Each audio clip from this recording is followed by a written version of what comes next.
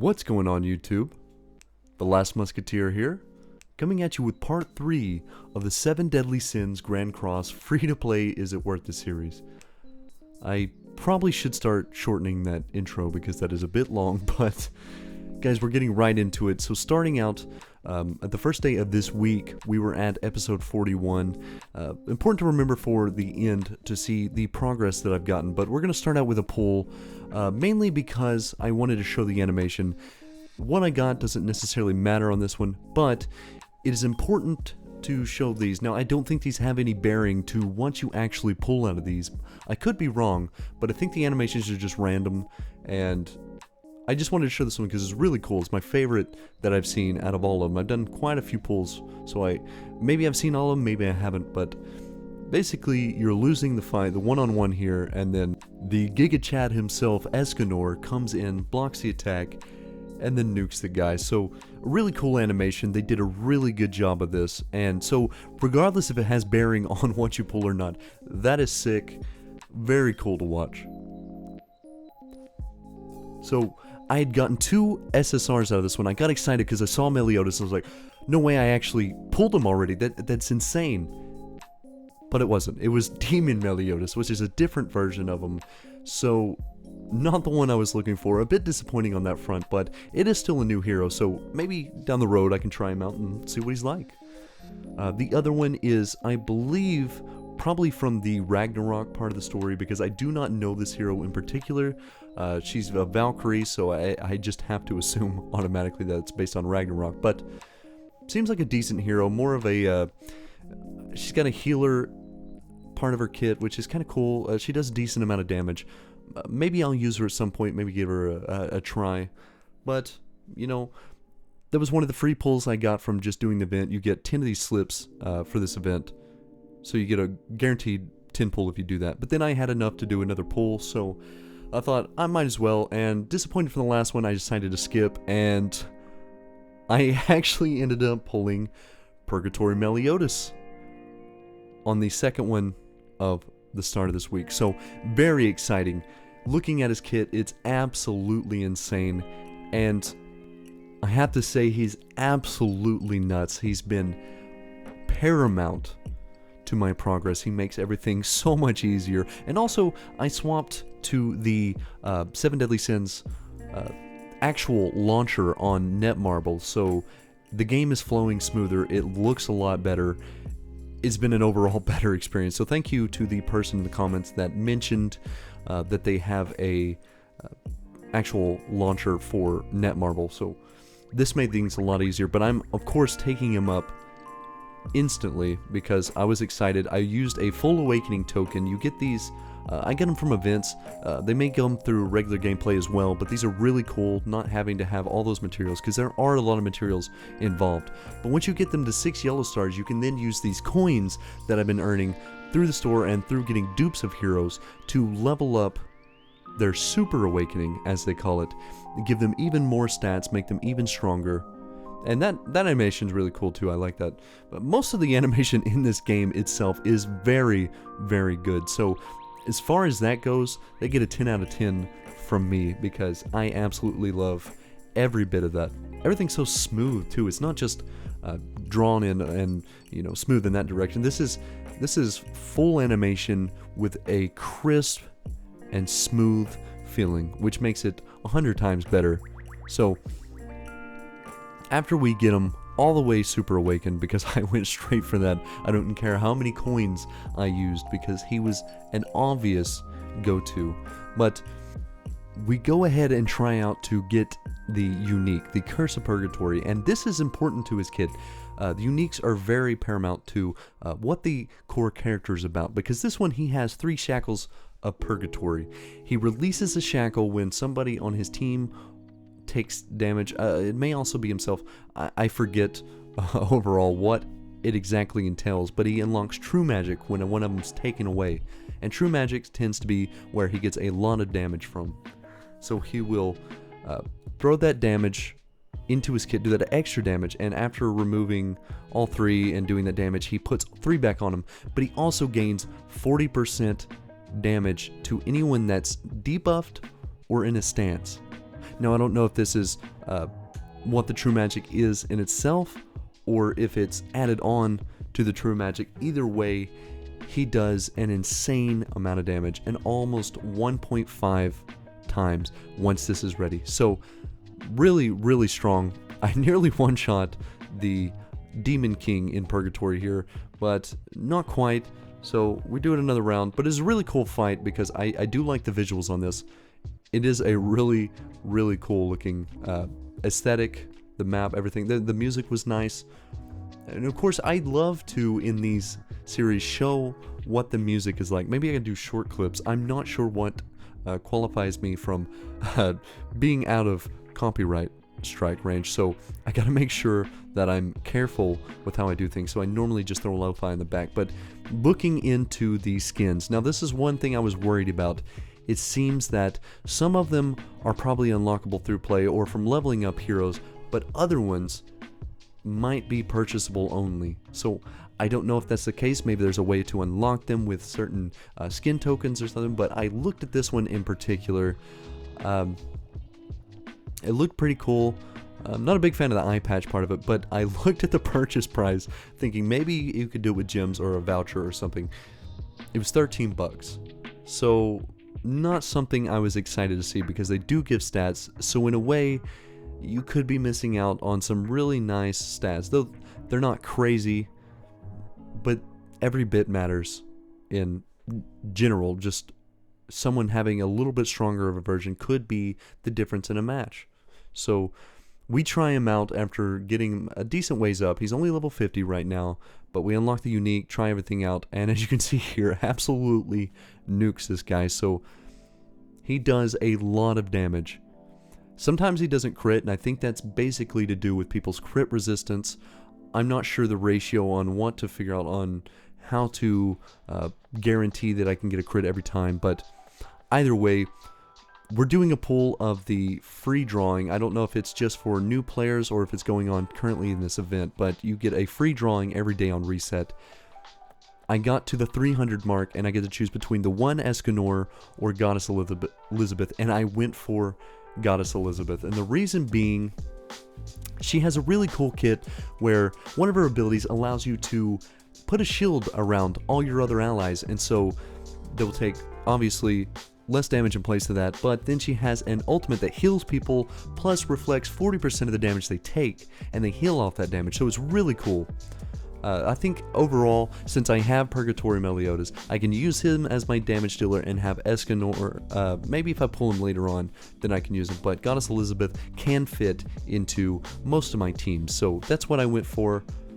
Hopefully that was the good decision. But I think overall, just in anything that you get out of these milestones on this banner is actually good heroes. But we go into a boss battle, and this is the one from the event, the one that I struggled with, as y'all saw in the last one, because I couldn't quite do it. Well, before I got Purgatory Meliodas, I ended up beating the easiest difficulty, just barely scraped by, but we ended up doing it. So this is the harder version. I don't know if it's just normal or if it's called hard. I forget what the first one is compared to the second, but I wanted to see what Purgatory Meliodas was capable of, and it seems like he's having a hard time critting on this guy. He must have pretty good crit resistance, so ideally I'd look for a team that raises my attack or raises my crit, you know, of course sustain, but what I have right now I just don't have enough of, and plus they don't have good gear, so being survivable is not what they are capable of yet. But as you see, we get the first phase down. I'm going through the second phase. This guy is hitting very hard too, by the way, but the ultimate of Purgatory Meliodas is really cool.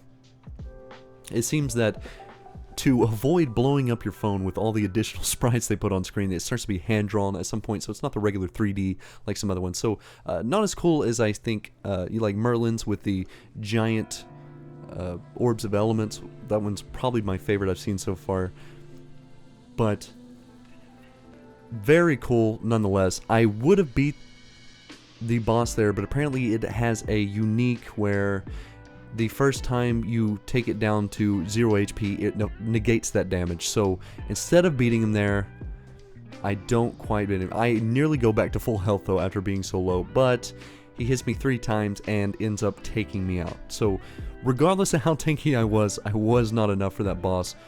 Maybe if I'd played it slightly different, I could have beat him. Especially if I had more gear on my other heroes, we would have been fine. But either way, it was a really cool scene, and it was really cool to show just what he's capable of. But going into PvP, low PvP at that, I think it's all bots, in all fairness. Early on, at least. Probably, maybe as I get to silver and gold and stuff, you'll start running into other players. But for right now, you can tell they're all bots. They're in like goofy outfits. A lot of them are summer based, or maybe it's based on the current season of maybe what's out, what skins are available. But they're always just the most baseline teams at low level, so I don't think any of them are actual players.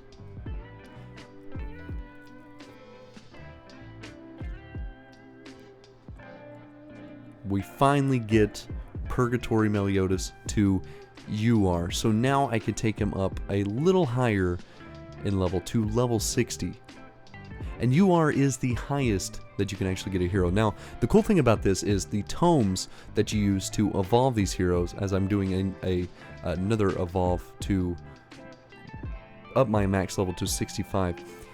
These dark tomes can be exchanged at a 3-to-1 ratio with any of the regular books. So if I only needed 1 dark book there, I had to trade 3 of the other ones of the same level, being the red, blue, or green, to make 1 dark book. So they're a little harder to get, obviously probably being the fact that it's a dark or light hero, so it's not going to really have any weaknesses for the most part. So a bit more expensive, but as you can see here, takes the boss out just fine, has no problems whatsoever. But I go and do another pull, I end up getting another SSR hero, and I hit the milestone, and this is the 600 milestone on the Purgatory Meliodas banner, and I get Sun God Freyr, another, seems to be Ragnarok. I could be wrong on that as well, but that's what it seems to be. And one thing I do like is that they have all these special events for storylines, not just in the regular part, but in certain ones like Bon and Elaine is one of them. The meeting of King and Diane. And so there's a lot of these mixed in where you could do these special ones. There's one for Arthur and Merlin as well, but I don't show them because I'd rather people play through and see it all. But we're doing actual enhancement of gear currently, so I don't know what the best option is. I'm rolling for crit damage right now. And so you have 2 different things. You have anvils that can change what the stat is, and then you have these little hammers that you use to try to upgrade the percentage. And so rolling a max 6% is probably going to be pretty tough. I don't know how many of these it would take on average, but you use 5 at a time. I didn't have all that many, so I decided to go for, as long as I could hit like at least 4.5 to 5, then that's good enough for me. I don't need a perfect roll right now. I'm not worried about that because most of the time I blow through the content pretty quickly with Purgatory. So I up his total max level to 70, and that's where I ended at because it's locked behind a episode clear. I think it's episode 121 is what I have to get to get him above 70. So each time you do it, know that you're going to have to clear a decent amount of campaign before you can actually go to the next level, probably just to keep you from having a max level champ pretty early on and being extremely strong. But as the new events came through, a new final boss, as they call it, comes in, and it's one of the 4 archangels. I forgot how to say his name, Luduciel? Something like that. Either way, you fight him, and apparently you're just going based on score. You're trying to get as many points as you can, and it kind of tells you just how you can up the overall rankings for it. Now, I don't know if there's individual milestones or if it's more of like everybody in the community is competing against each other for rewards, that sort of thing. But it is a cool system, and I do really like the fight. There's a lot of mechanics to it, stuff you really need to read beforehand, because I really didn't. I just went in because I knew I didn't have a lot of options for swaps. I just kind of went in and see, firsthand what Meliodas was capable of here. So I just went in kind of blind and just went for it. And he did well. This is the easiest difficulty, but it was still able to do it. It was still a little challenging. Maybe the way it's set up is a little strange because it feels more like a PvP battle, because the way they take damage is obviously reduced, and there's probably ways around that. Like I said, I didn't read the actual mechanics of the fight, but I will go back and try to get a higher score and really read into it and see, what the best counters are. But there's going to be options for all of these. Probably more often than not that you're going to require having class advantage and trying to take full advantage of that aspect. And in that sense, it makes me wonder. I know light and dark don't really have a counter as far as the regular elements, so they don't have to worry about weak hits, but if I have class advantage over a hero, does that make it stronger or hit harder overall? Because I would imagine it would, but in certain cases, most games when you get a light or dark hero, they're a lot harder to come by, and so generally they're going to be stronger just overall. But that's a weird case. It's just one of those things. I'm thinking about it. More than likely, go for the class advantage when you have it, but initial clear or maybe PvP when you have no weaknesses, that seems to be, for the most part, a really good bet. But as you can see here, we beat them. I lost the rest of my team, but I didn't really care on that sense. And you can see I got a little bit of points, not that many. I don't know what the max is or how high people have gotten. I haven't checked that, but I did get some points, and I went in and looked at it. So you can get a lot of really cool stuff out of this. And so I would say it's definitely worth doing, definitely worth putting your time in, especially because those awakening things, that you need to evolve your heroes, are a little harder to come by, at least for me right now, aside from the event stuff. And with the new event comes new ways to earn rewards. So instead of the wheel, you're getting this one. It's the same caveat, you're getting them daily, and you're also getting them from doing missions. So, just as you're playing through, you're going to earn a lot, and you can get a lot of good stuff out of it. Now, for notable pulls, on the daily, I did end up pulling Halloween Gauther, and based on his second ability, it seems absolutely crazy.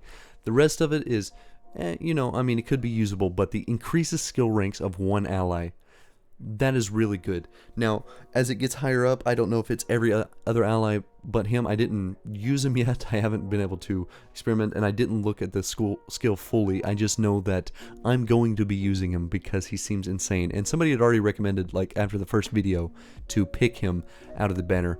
Luckily, I drew him before that, so now I can go for the other one that's on that banner, so I can expand my roster a little more. I think all the ones that you get out of those banners are actually probably pretty staple units. Ones that you're going to be able to use probably throughout the game. So I do like that they're allowing that, and that they have that as an option for newer players.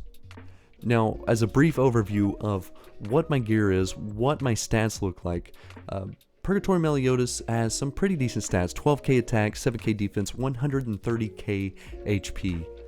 His overall combat class is almost 50k, so he's doing pretty decent.